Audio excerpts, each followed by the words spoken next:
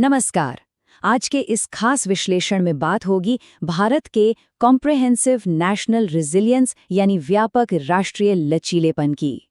आज हम गहराई से समझेंगे कि कैसे हमारी स्वास्थ्य व्यवस्था, हमारी आंतरिक सुरक्षा और हमारी आर्थिक स्थिरता, ये तीनों अहम स्तंभ एक दूसरे से पूरी तरह जुड़े हुए हैं। तो चलिए सीधा विषय पर आते हैं। आचार्य चाणक्य ने अर्थशास्त्र में एक बहुत ही गहरी बात कही थी। उन्होंने कहा था कि खतरे 4 तरह के होते हैं: आंतरिक, बाहरी मदद से पनपने वाले आंतरिक खतरे और आंतरिक मदद से होने वाले बाहरी खतरे। मतलब आज की ये जो मॉडर्न नेशनल सिक्योरिटी की चुनौतियां हमें दिखती है ना, ये असल में हमारी सदियों पुरानी कमजोरियों का ही एक नया रूप है। आगे बढ़ने से पहले जरा आज के इस विश्लेषण की रूपरेखा देख लेते हैं। हम बहुआयामी सुरक्षा चुनौतियों से शुरू करेंगे, फिर हेल्थ इमरजेंसी की तैयारी, इंटरनल सिक्योरिटी, इकोनॉमिक वल्नरेबिलिटी और अंत में एक सुरक्षित भविष्य बनाने के रोड मैप पर बात करेंगे। बड़ी तस्वीर समझने के लिए इन अलग-अलग लेकिन आपस में गुथे हुए अध्यायों को समझना बिल्कुल जरूरी है। तो शुरुआत करते हैं हमारे पहले विषय से, बहुआयामी सुरक्षा चुनौतियां और हमारा बदलता हुआ थ्रेट लैंडस्केप। देखिए, आज के दौर में राष्ट्रीय सुरक्षा का मतलब सिर्फ अपनी सरहदों पर पहरा देना नहीं रह गया है। बिल्कुल नहीं।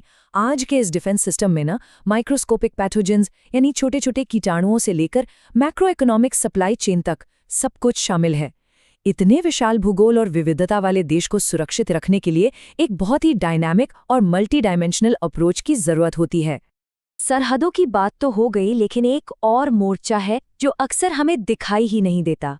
ये है हमारा दूसरा अध्याय, स्वास्थ्य आपातकाल की तैयारी, यानी एक अदृश्य फ्रंटलाइन।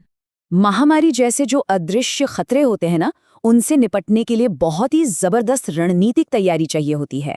वर्ल्ड हेल्थ ऑर्गेनाइजेशन की एक वार्निंग है कि भविष्य में आने वाले 75% पब्लिक हेल्थ थ्रेट्स जूनोटिक हो सकते हैं। जूनोटिक मतलब वो बीमारियां जो जानवरों से इंसानों में आती हैं।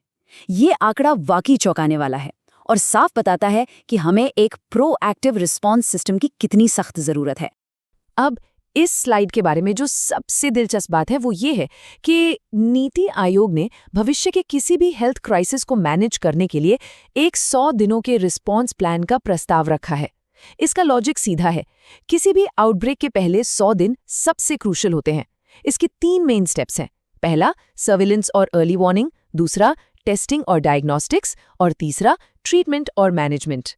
और इस प्लान को जमीन पर उतारने के लिए एक्सपर्ट ग्रुप ने 4 प्रमुख स्तंभों की सिफारिश की है। इनमें रेगुलेशन और finance, data management, research and development और कम्युनिटी पार्टनरशिप शामिल हैं। जरा सोचिए, 1.4 अरब से ज्यादा लोगों के हेल्थ डेटा को मैनेज करना है। इसके लिए पब्लिक प्राइवेट पार्टनरशिप और डिजिटल टूल्स का इस्तेमाल करना अब कोई चॉइस नहीं है, बल्कि एक सख्त जरूरत बन गई है। खैर, हेल्थ फ्रंट को कवर करने के बाद अब बात करते हैं देश के अंदर मौजूद चुनौतियों की। हमारा तीसरा अध्याय, आंतरिक सुरक्षा खतरे यानी कोर को सुरक्षित करना। इस विजुअल पर जरा गौर कीजिए। आंतरिक सुरक्षा और सिस्टम की कमजोरियों के पहलू कितने अलग अलग और उलझे हुए हैं।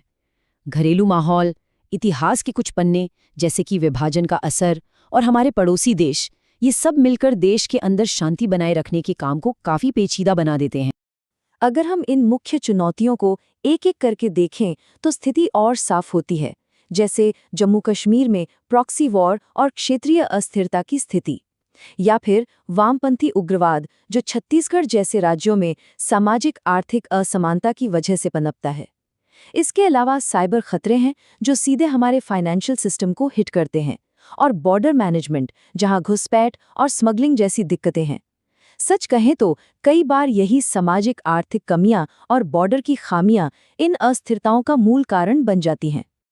अब जाहिर सी बात है, इन चुनौतियों को काउंटर करने और उग्रवाद को रोकने के लिए सरकार ने कई ठोस नीतियां और संस्थागत कदम उठाए हैं, जैसे नेशनल इन्वेस्टिगेशन एजेंसी यानी NIA का बनना, जम्मू कश्मीर से आर्टिकल 370 को हटाना, इंटेलिजेंस और डेटा को लिंक करने के लिए नेट ग्रिड की स्थापना, और इसके साथ ही हमारे बॉर्डर और समुद्री सुरक्षा का पूरी तरह से आधुनिकीकरण करना।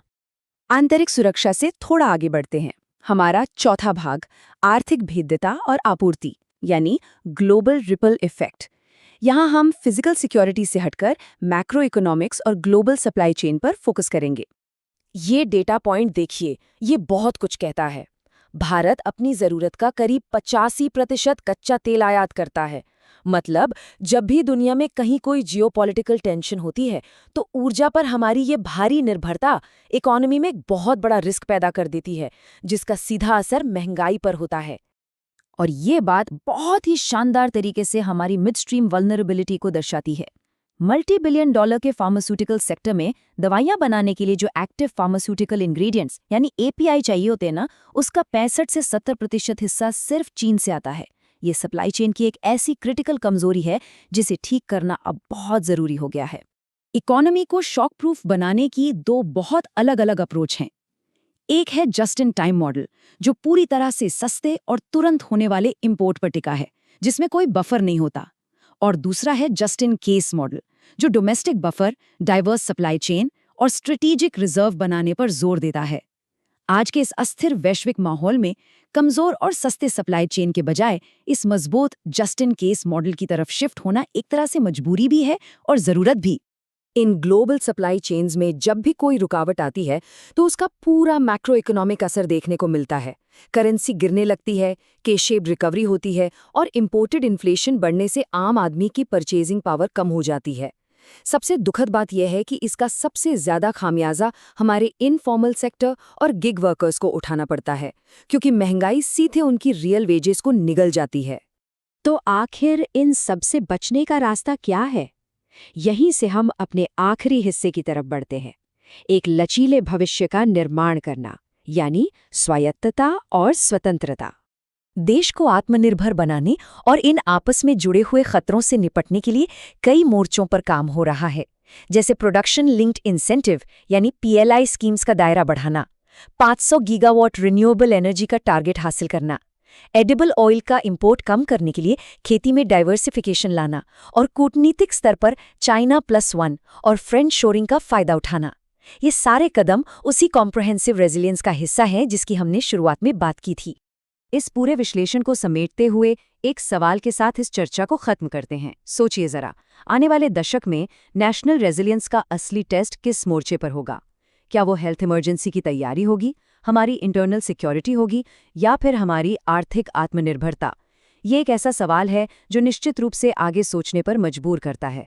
आज के इस विश्लेषण में साथ जुड़ने के लिए बहुत बहुत धन्यवाद।